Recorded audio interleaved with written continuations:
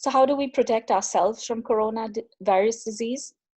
Currently, there's no vaccine to prevent coronavirus disease. The best way to prevent yourself and others from getting sick is to avoid being exposed to the virus. First, wash your hands often. Wash your hands with soap and water for at least 20 seconds, especially if you've been out in a public place and after coughing or sneezing. Encourage kids to wash their hands. If soap and water is not available, use a hand sanitizer that contains at least 60% alcohol. Please avoid touching your face, your mouth, nose, or eyes with unwashed hands. Secondly, avoid close contact with others. The safest thing right now for you to do is to stay home. This is called social distancing. Coronavirus is in our community, and you don't know who has the disease or which surfaces might have the virus.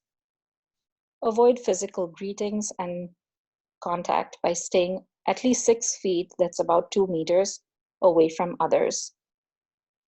Do not attend public meetings or gatherings like celebrations or church services or funerals.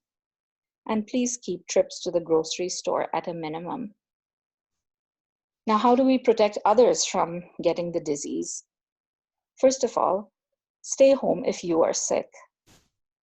You will help others not to get sick if you stay at home. Call your doctor's office and find out how to get medical care. They will be able to tell you whether you need to come into the hospital or not. I will tell you more about how to contact your doctor in part 3 of this video series.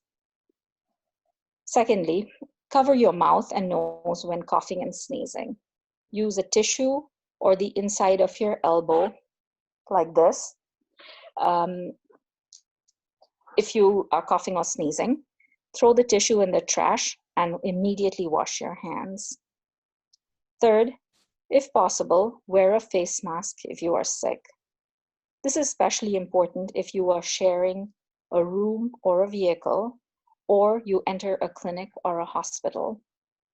You don't need to wear a mask if you are not sick, but if you are caring for someone who is sick, please do wear a face mask. And finally, clean and disinfect. All frequently touched surfaces must be cleaned and disinfected with using a household disinfectant like Lysol. By following these steps, you can keep your community healthy and save lives. Please watch part 3 on what you should do if you or someone becomes sick, and by clicking the link below.